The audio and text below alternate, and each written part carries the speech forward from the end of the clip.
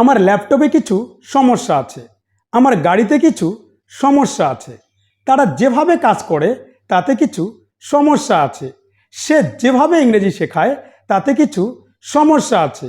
এই ধরনের বাক্যগুলোকে আমরা ইংরেজিতে কিভাবে বলবো?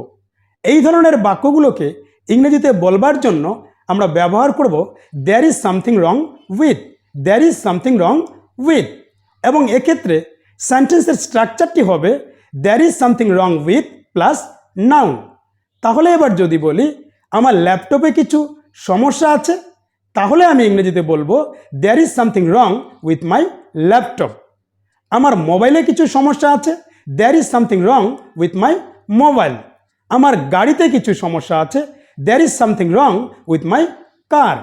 তারা যেভাবে কাজ করে তাতে কিছু সমস্যা আছে, বা তাদের কাজ করার পদ্ধতিতে কিছু সমস্যা আছে।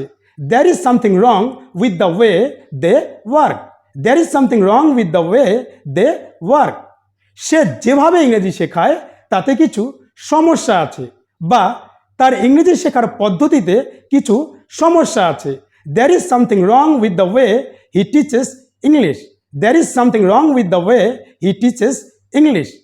তোমার চরিত্রে কিছু সমস্যা আছে, there is something wrong with your character, there is something wrong with your character.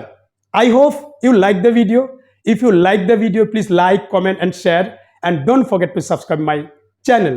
We'll meet in the next video. Till then, keep practicing. Have fun. Bye-bye.